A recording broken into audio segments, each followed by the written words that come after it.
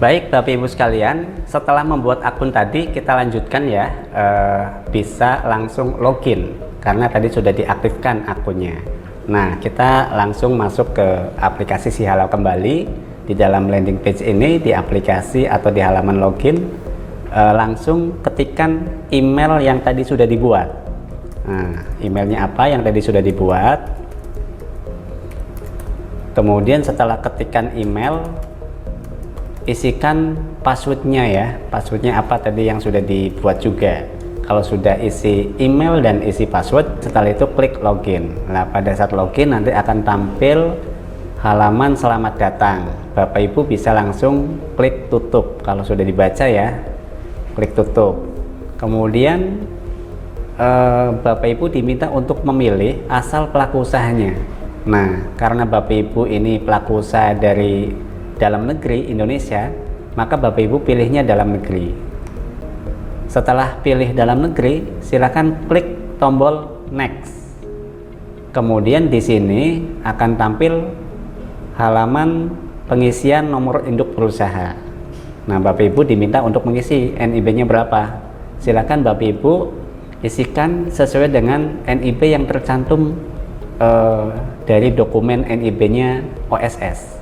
Harus sama ya, karena ini kita sudah langsung integrasi dengan OSS. Jadi isikan NIB-nya berapa. Setelah isi NIB, langsung klik lanjut. Nah, nanti ini akan didapatkan data-data yang dari OSS ya. Nah, ini sudah kelihatan, sudah tampil data NIB-nya, kemudian nama perusahaannya atau nama pelaku usahanya, kemudian alamat usahanya itu di mana. Kemudian di sini juga ada tampil modal usahanya. Nah, kalau sudah selesai tampil data-datanya ini, nanti Bapak Ibu tinggal klik tombol selesai yang ada di bawah ini. Setelah klik tombol selesai, maka login dan isi NIB sudah berhasil. Selanjutnya langkah berikutnya sebelum Bapak Ibu mengajukan permohonan sertifikasi halal, harus melakukan update data pelaku usaha terlebih dahulu. Bagaimana tata caranya? Tata caranya, pertama, klik menu sertifikasi yang ada di bagian kiri. Nah, ini ada tulisan sertifikasi. Klik menu sertifikasi, nanti akan tampil beberapa menu ya yang ada di user pelaku usaha. Nah, ini kemudian klik pelaku usaha. Setelah klik pelaku usaha, ini akan tampil halaman pengisian data pelaku usaha. Untuk memulainya, klik edit. Setelah klik edit, Bapak Ibu diminta untuk mengisi yang pertama penanggung jawab. Nama penanggung jawabnya siapa? Silakan Bapak Ibu diisi. Ini nama penanggung jawabnya bisa pemilik usahanya juga ya, bisa dengan nama yang sama, nama pemilik usahanya. Kemudian diminta untuk mengisi nomor kontaknya atau nomor handphonenya. Itu nomor handphonenya berapa? Itu bisa diisikan di sini. Kemudian emailnya juga bisa diisi dengan email yang sama pada saat pembuatan akun juga ya. Ini email yang aktif, silakan isikan emailnya. Apabila sudah diisi nama, nomor kontak dan email, silakan Bapak Ibu klik tombol simpan yang ada di bawah ini yang warna biru ya. Klik tombol simpan. Pada saat klik tombol simpan, nanti akan ada pesan penyimpanan berhasil. Kalau penyimpanan berhasil, sudah tersimpan data penanggung jawab. Kemudian langkah berikutnya adalah diminta untuk mengisi pabrik atau fasilitas produksi ya, pabrik atau fasilitas produksi. Silahkan Bapak Ibu isikan nama fasilitas produksinya apa. Nah, ini misalnya dalam hal simulasi ini kita contohkan adalah produknya minuman ya, minuman lainnya atau industri minuman lainnya. Nah, ini misalnya kita akan mengajukan sertifikasi halal dengan produk sari buah misalnya. Nah, ini misalnya fasilitas produksinya misalnya sari buah Wahyudi misalnya. Kemudian alamatnya di mana? Alamatnya misalnya dengan alamat yang sama pada saat atau alamat yang sama dengan alamat pelaku usahanya.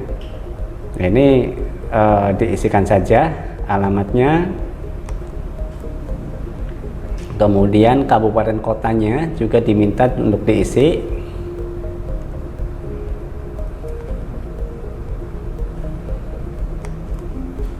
Kemudian provinsinya diisikan juga.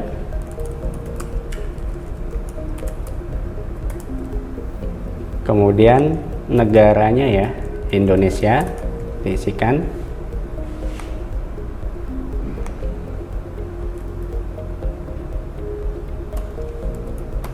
Kode posnya isikan. Kemudian statusnya misalnya milik sendiri ya. Ini ada beberapa pilihan status, ada milik sendiri, ada maklon, dan ada lainnya. Nah, kalau fasilitas produksi itu milik sendiri, ya pilih milik sendiri. Kemudian bisa langsung klik tambah. Nanti akan tampil ya datanya di sini, data pabrik atau fasilitas produksi. Kemudian setelah mengisi pabrik atau fasilitas produksi, diminta untuk mengisi outletnya. Kalau memang memiliki outlet, silahkan isikan. Tapi kalau memang tidak memiliki outlet, ya ini bisa dikosongkan juga. Nah, misalnya outletnya itu nama outletnya sama ya dengan nama pabrik atau fasilitas produksinya, bisa diisikan di sini dengan data yang sama. Silakan isikan alamatnya juga. Kemudian kabupaten kotanya juga isikan dengan data yang sama. Kalau memang tempat penjualannya itu sama lokasi alamatnya dengan fasilitas produksi. Tapi kalau memang tidak memiliki outlet, ya nggak usah diisi juga, tidak apa-apa, bisa di bypass di sini. Kemudian isikan kode posnya ya. Kalau sudah, nanti Bapak Ibu tinggal klik tambah. Nah, pada saat klik tambah, nanti akan tampil di bawah di sini datanya. Datanya akan tampil. Kalau memang ada kesalahan entry, itu Bapak Ibu bisa edit juga. Ataupun kalau misalnya ada salah mau dihapus dulu juga bisa. Bisa dihapus, kemudian entry ulang, ataupun bisa diedit. Kalau memang ada yang misalnya kode posnya salah, itu bisa diedit dulu ya, lalu klik simpan lagi. Nah, kemudian berikutnya diminta untuk mengisi penyeliah halal. Nah, penyeliah halal ini bagi setiap pelaku usaha wajib ya memiliki penyeliah halal. Penyeliah halal ini adalah orang yang bertanggung jawab terhadap proses produk halal di pelaku usaha itu.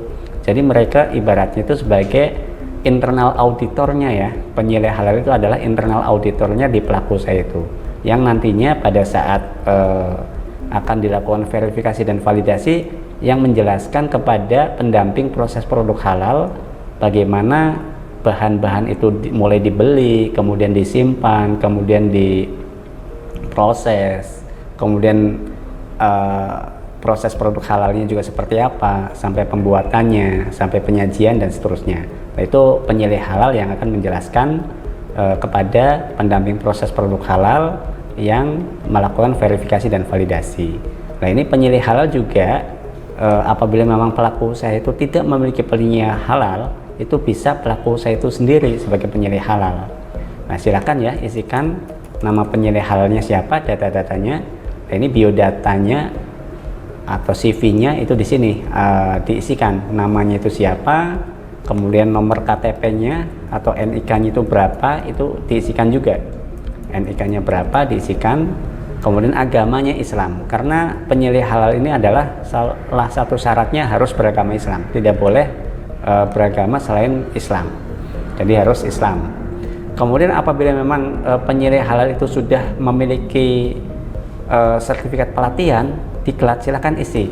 Tapi kalau memang belum, ini bisa dikosongkan terlebih dahulu ya untuk penyeliah halal kalau memang belum memiliki sertifikat pelatihan. Kemudian diminta juga diisikan SK penyeliah halal. Nomor SK-nya itu berapa? Karena setiap penyeliah halal itu harus di SK-kan oleh pelaku usaha. Silakan diisikan SK penyeliah halalnya berapa, kemudian tanggal SK-nya tanggal berapa. Itu diisikan. Kemudian nomor kontak dari penyeliah halal itu berapa, diisikan juga. Kemudian berikutnya adalah diminta untuk upload KTP-nya. Nah, KTP dari penyeliah halal itu diuploadkan dulu ya. Setelah diupload, kita cari dulu misalnya KTP-nya itu Ini ya, kita upload KTP-nya. Kalau sudah diupload KTP-nya, lalu klik tombol tambah di sini. Setelah klik tombol tambah, nanti data penyilih halal akan tampil di bawah sini, akan muncul ya data penyilih halalnya. Kalau memang sudah muncul, untuk membentuk SK penyilih halal, karena tadi kan dokumen SK Bapak Ibu tidak perlu lagi menyiapkan secara manual, karena sudah disiapkan secara sistem di sini di aplikasi Si Halal. Jadi Bapak Ibu bisa langsung klik tombol SK penetapan penyilih halal. Tinggal klik saja, nanti secara otomatis sistem akan membentuk SK. Nah, di sini bisa kelihatan ya dokumen SK-nya yang bertanda tangan di bawah ini nama adalah nama pelaku usaha atau penanggung jawabnya, kemudian meng-SK-kan. Nah, ini misalnya SK-nya itu adalah namanya juga sendirinya, jadi bisa meng-SK-kan dirinya sendiri sebagai penyilih halal. Nah, ini penyilih halal itu memiliki tugas mengawasi proses produk halal di perusahaan, menentukan tindakan perbaikan dan pencegahan, kemudian mengkoordinasikan proses produk halal, kemudian juga mendampingi auditor halal pada saat pemeriksaan. Ini auditor halal atau pendamping proses produk halal ya, pada saat pendamping proses produk halal itu melakukan verifikasi dan validasi. Ini tugas-tugas dari penyilih halal. Kalau sudah terbentuk SK ini, maka untuk proses update data pelaku usaha sudah selesai nih, untuk proses update data pelaku usaha, karena sudah sampai mengisi data penyilih halal dan sudah ada dokumen penyilih halalnya. Nah, ini dengan demikian Bapak Ibu sekalian, untuk langkah login, kemudian isi NIB dan update data pelaku usaha sudah selesai. Tadi sudah lengkap ya, mulai dari isi penanggung jawabnya siapa, kemudian isi pabrik atau fasilitas produksi, kemudian juga isi outletnya apabila memang ada outletnya atau memiliki outlet, dan terakhir tadi mengisi data penyilih halal sampai generate atau sampai ada dokumen SK penyilih halal. Dengan demikian untuk langkah login dan update data pelaku usaha sudah selesai.